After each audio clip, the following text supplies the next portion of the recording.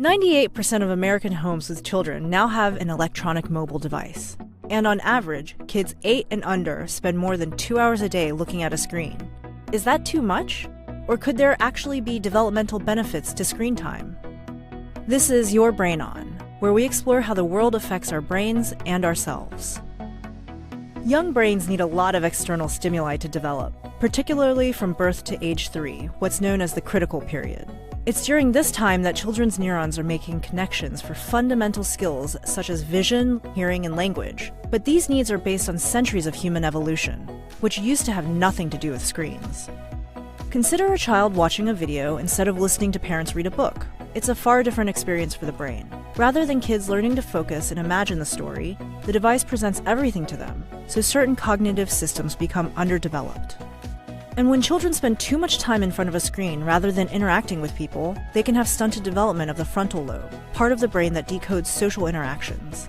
It can become more difficult to develop empathy or learn social cues like facial expressions. What's more, the stimuli from a screen can be a lot.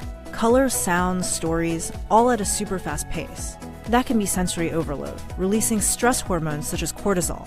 It can also overactivate the brain's reward systems, like the addictive hormone dopamine, getting kids used to immediate gratification they wouldn't get in the real world. So most scientists and doctors agree that screen time can alter young, still-forming brains, but in some ways, that change can be positive.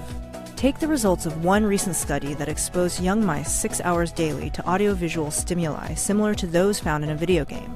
After 10 days, the mice showed signs of hyperactivity, impaired learning, and risk-taking. But the mice also stayed calm in an environment that usually would have stressed them out.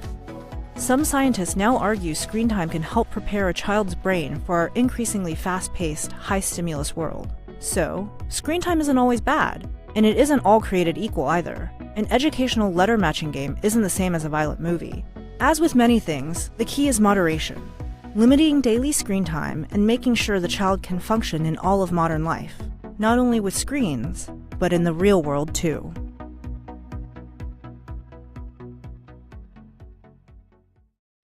Hey NBC News viewers, thanks for checking out our YouTube channel. Subscribe by clicking on that button down here and click on any of the videos over here to watch the latest interviews, show highlights, and digital exclusives.